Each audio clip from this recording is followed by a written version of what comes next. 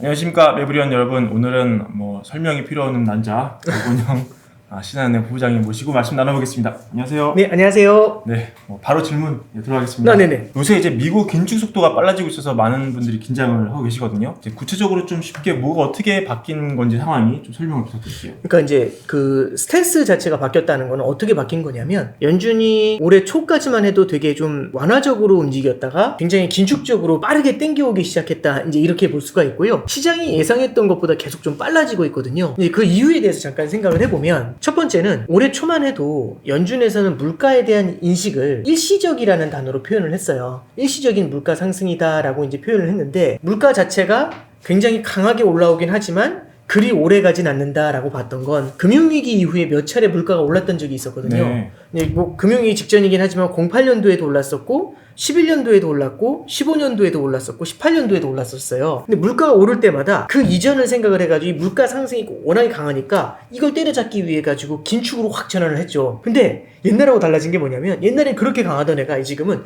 푹 미는 순간에 눈사람처럼 푹 녹아버리는 겁니다. 그때 이제 4번 다 긴축으로 전환되자마자 물가가 확 주저앉으면서 디플레이션으로 확 전환이 돼버리니까 4번 다 보고서 놀란 거죠. 아, 그러면 이거 함부로 건드리면 안 되겠구나. 물가가 올라오더라도 이게 쌓여있는 정도지 누르면 이 안에 아무것도 없는 거 아니야, 이런 생각을 했던 겁니다.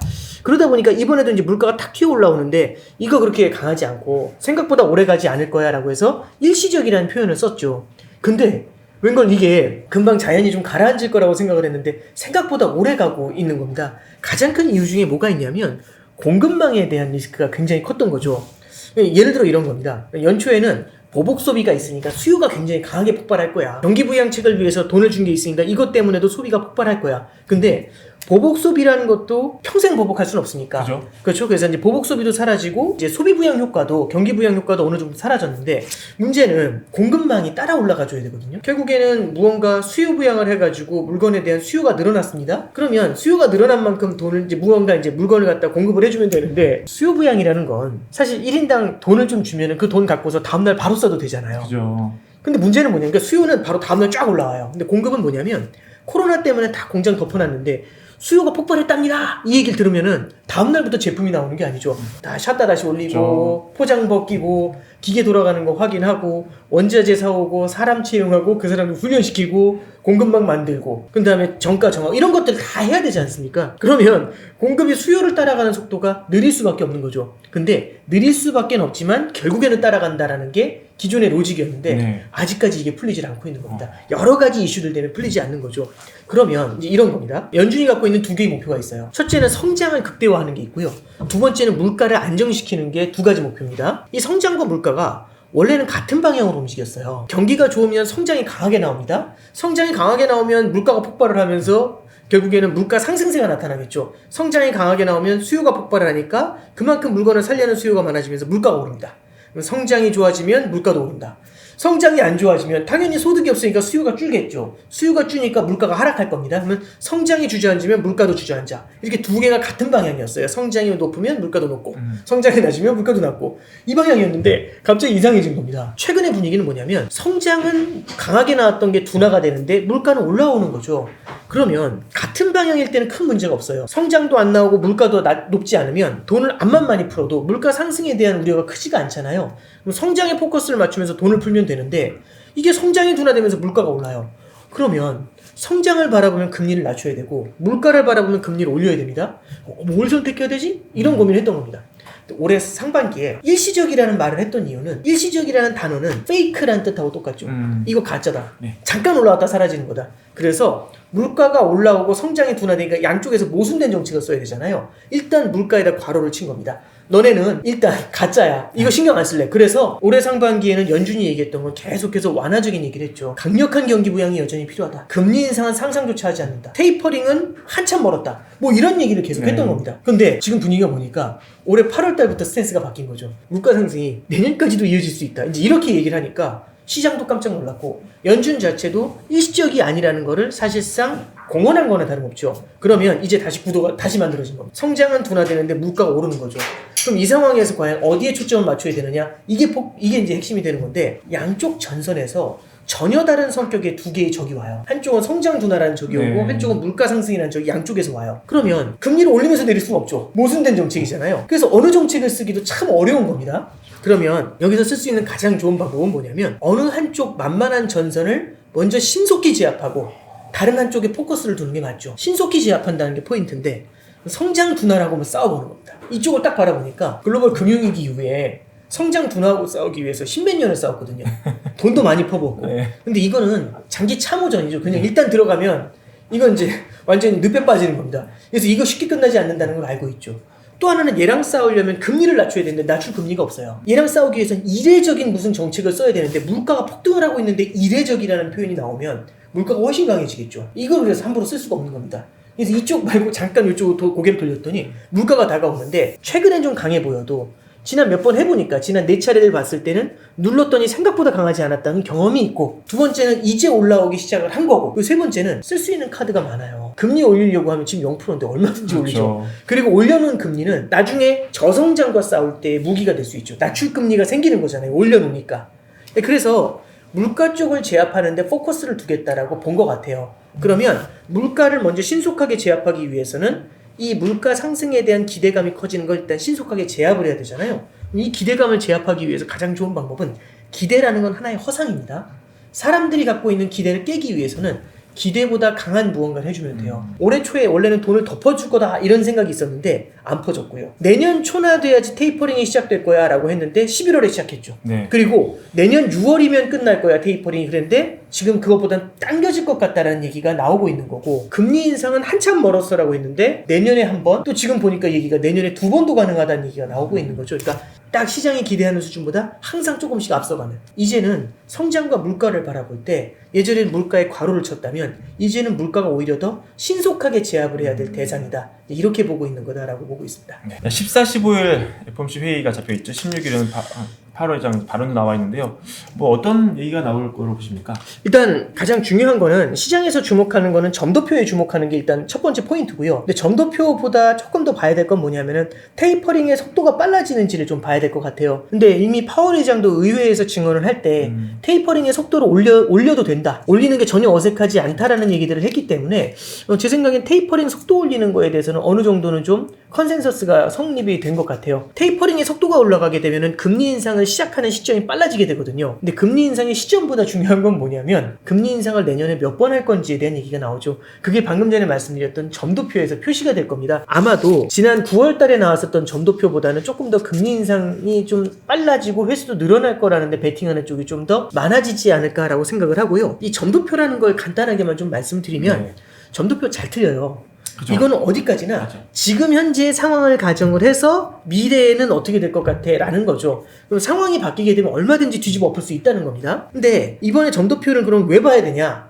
일단 첫 번째는요. 연준이 내년에 금리 몇 번 올릴 거다라는 얘기를 한 적이 없어요. 근데 다만 한 번 올린다, 2번 올린다 이런 얘기를 시장에서 눈치껏 그렇게 반영을 하고 있거든요. 연준 보니까 내년에 2번도 갈 것 같은데 최악의 경우에 3번도 할 것 같아. 내년 12월에 3번 금리 인상할 확률이 한 50%가 넘어섰어요 지금. 아 지금요? 예, 그러니까 이 확률이 넘어섰다는 예측치. 게 예측치죠. 이것도 어디까지나 시장이 그만큼 기대한다는 겁니다. 이렇게 된다가 아니라. 그래서 참고 자료죠. 연준은 그렇게 생각을 안 하는데 시장이 김치국을 마시고 있는 것일 수도 네. 있잖아요. 헛물 켜고 있는 것일 수도 그죠. 있잖아요.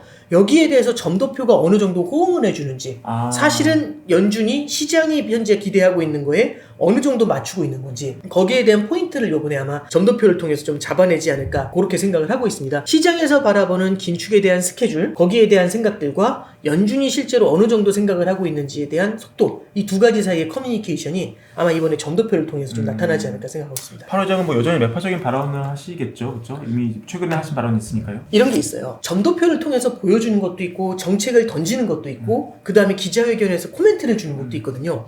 근데 이게 참 재밌는 게 병 주고 약 주고도 많이 해요. 뭐냐면 매파적으로 딱 던진 다음에 정책은 매파적으로 할 것처럼 딱 던진 다음에 이제 달래주는 거죠. 매파적이라고 얘기는 했지만 사실은 뭐 상황이 안 좋거나 조금 상황이 바뀌면 너무 빠르게 가는 거에 대해서는 경계를 할 수도 있어. 뭐 이런 얘기라든지 너무 빠르게 생각을 하는데 어디까지나 데이터를 보면서 움직일 거야 라든지 이렇게 조금은 달래주는 얘기들도 나올 수 있죠. 그래서 뭐 파월이 무조건 다 매파적인 코멘트만 쓰는 것들이 아니라 이럴 때는 뭐라고 표현하냐면 전반적으로 매파 쪽에 비중을 둔다라는 표현이 나오죠. 그래서 이번 12월 FOMC도 전반적으로 매파 쪽에 대한 비중이 좀 더 높아지지 않을까 그렇게 생각을 좀 하고 있습니다. 알겠습니다. 지금 이런 상황에서 뭐 자산시장 전반에 어떤 영향을 미치는 좀 광범위한 질문인데요. 네. 부부장님이 답변하실 수 있는 범위 안에서 좀 네. 될까요? 네. 그러니까 되게 어려운 질문이신데요. 그러니까 자산 가격이라는 거는 항상 미래를 프라이싱하죠. 그러니까 제가 집을 산다고 해도 집이 아무것도 없는데 주변에 허허벌판인데 집을 사요. 왜 샀어 했더니 이 집 앞에 지하철이 5개가 들어와. 2년 후에. 그럼 사도 되는 거잖아요. 네. 왜냐하면 우리는 미래를 프라이싱 하는 겁니다.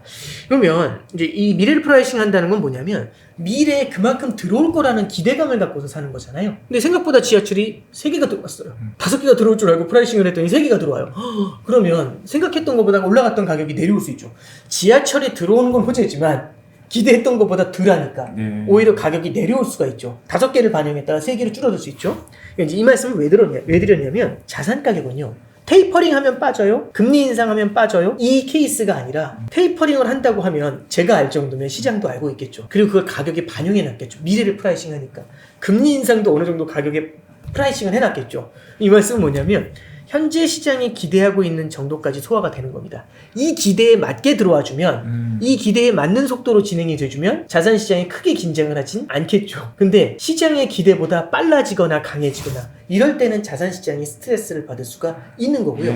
자산시장이라고 했을 때도 모든 똑같은 자산시장이 아니죠. 자산시장별로 강한 친구가 있고 약한 친구가 있을 겁니다. 악재가 터졌을 때는 약한 친구가 더 크게 흔들릴 수가 있죠. 그걸 이제 저희들은 이제 매크로 보는 사람들 약한 고리라는 표현을 쓰는데 이런 약한 고리들이 좀 나타날 수도 있고요. 테이퍼링 같은 경우도 이미 시장에다 반영된 거 아니냐? 반영됐죠. 근데 뭐가 반영이 안 됐냐면 테이퍼링의 속도가 시장의 기대보다 빨라지는 건 반영이 안 됐죠. 시장의 기대보다 빨라질 것 같으니까 최근에 금융시장이 횡보를 보이는 겁니다.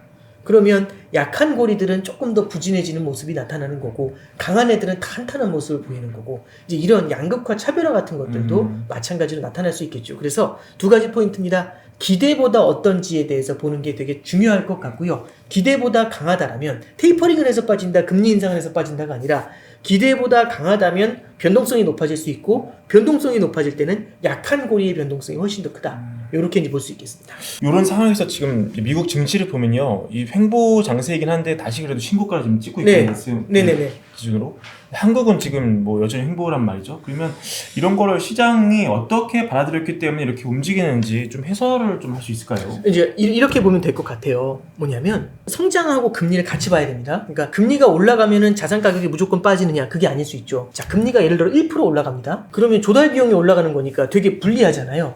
근데 집값이 20% 뛸 것 같아요. 그럼 사야죠. 그럼요.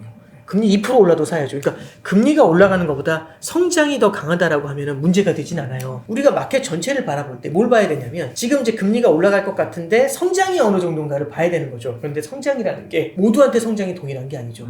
우리나라 성장률이 뭐 올해 4% 나온다. 모든 사람이 4% 성장한 건 아니죠. 네. 다 업종별로도 다르고 사람별로도 다 다를 겁니다. 기업별로도 다 다르고 그 평균이 4%죠. 4%보다 높게 성장하는 사람들도 있겠지만 4%보다 성장이 둔한 친구들도 있겠죠. 이게 우리나라 내에서만 가능하냐? 다른 나라에서도 똑같이 나타나겠죠. 예를 들어 미국하고 미국 이외의 국가들의 성장이 다르게 나타날 수 있겠죠. 적어도 올해만 보면 미국의 성장이 굉장히 탄탄한 거죠. 그러면 금리가 올라가는 속도보다 미국의 성장은 탄탄할 수 있습니다. 그런데 금리가 올라가는 속도보다 성장이 탄탄하지 않은 친구도 있겠죠. 평균이니까. 네. 그럼 탄탄하지 않은 친구 같은 경우는 성장도 약한데 금리가 올라가는 건 만나는 겁니다.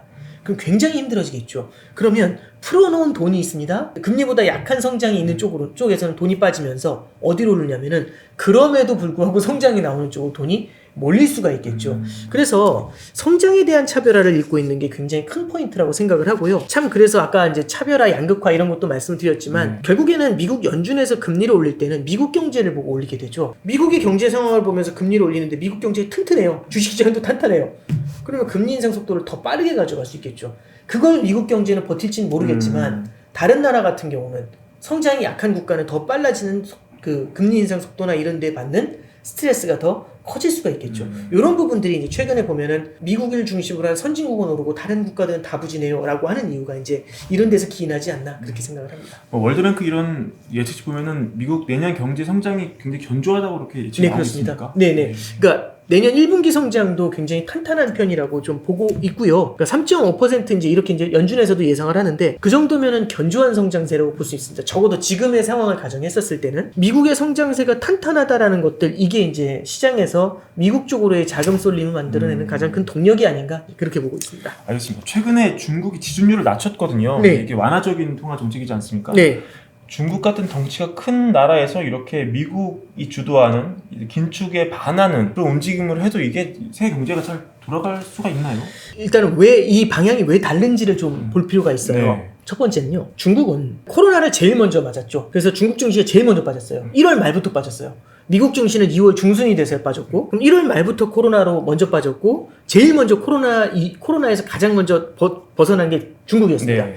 그리고 빠르게 벗어나자마자 중국은 긴축 사이클로 접어들었죠. 그래서 작년도 한 4분기 정도부터 중국은 긴축이라기보다는 아주 강한 완화 정책에서 후퇴하기 시작을 했어요. 조금씩. 그러면 성장 자체가 중국은 이미 작년도 하반기에 세게 나왔다는 얘기고 오히려 그래서 조금씩 돈 푸는 거를 줄여나갔다는 얘기겠죠. 그럼 돈 푸는 걸 줄여나가니까 강했던 성장이 둔화되면서 내려오고 있겠죠. 작년도 하반기에 중국의 성장은 강했고 올해 상반기부터는 완만하게 내려오는 사이클이었다라고 보는 겁니다. 근데 계속 내려오다 보니까 이제는 부양을 해야 되지 않겠어? 헝다도 있고 하니까 지금 이 케이스인 거고 네. 미국 같은 경우는 작년도 하반기에 성장이 약했어요. 그러다가 작년도 말에 백신 나오고 경기 부양 새로 나오게 되니까 올해 상반기에 엄청나게 강해지기 시작을 한 거죠. 강해지기 시작하니까 이제 완화 정책에서 발을 빼야죠. 중국은 작년 하반기에 완화 정책에서 발을 뺐고 미국은 올해 상반기부터 계속 성장이 나오니까 올해 하반기부터 발을 빼기 시작을 했죠. 그래서 1년 정도 시차가 있는데 중국은 1년의 시차를 두고서 발을 빼다 보니까 성장이 둔화돼 내려오죠. 그러니까 금리를 낮추면서 경기 부양에 나서려는 겁니다. 그래서 이 시차가 존재하는 게 첫 번째 포인트고요. 네. 두 번째는 미국은 금리를 올리는데 중국이 금리를 낮춘다. 그럼 미국에 돈을 더 많이 주니까 돈이 중국에서 빠져서 미국으로 가지 않겠냐 이 로직이거든요. 일단 맞고요. 로직은 두 가지를 좀 볼 필요가 있는 것 같아요. 첫 번째는 환율을 볼 때 중요한 거는 금리만 봐서는 안 되고요. 성장을 같이 봐야 됩니다. 금리를 낮춰도 그 나라 통화가 강세로 갈 수가 있어요. 금리가 낮아졌는데 금리를 조금 낮췄더니 성장이 엄청 강해지는 거죠. 그러니까 이게 외국인 투자자는 딱 바라보고 두 가지로 못 들어와요. 이자를 더 많이 주니 아니면 성장이 더 세니 이자를 좀 덜 주더라도 성장이 엄청 강하잖아요. 그럼 들어와요. 금리를 덜 받더라도. 왜냐면 이쪽이 더 세니까. 중국이라는 나라가 예를 들어서 경기 부양을 통해 가지고 성장이 주저앉는 거를 확 끌어올려 버렸다. 이러면 자본이 유출되지 않겠죠. 버틸 수가 있겠죠. 그래서 이래서 어려운 거예요. 그러니까 성장과 금리를 같이 봐야 되는데 금리의 인상이나가 성장에도 같이 영향을 주니까 이래서 환율을 판단하기가 되게 어려운 겁니다. 근데 이제 적어도 지금 지준율 인하에 대해서 시장이 바라봤을 때 중국이 지준율 인하를 통해 가지고 부동산 쪽부터 해가지고 헝다 사태로 중국의 성장률이 빠르게 주저앉을 줄 알았더니 이번에 지준율 인하를 통해 가지고 주저앉는 걸 커버를 해서 성장이 버텨준다라고 하면은 자금이 빠져나가지 않을 수가 있는 거죠. 그래서 항상 봐야 되는 건 성장하고 금리를 양쪽 사이드에서 같이 봐야 된다. 이 말씀을 좀 드리고 싶습니다. 네. 알겠습니다. 주택 마련 주식 대박 매불이 하나면 오케이입니다. 매불이 구독 누르시면 부자 됩니다. 좋아요 누르시면 더 부자 됩니다.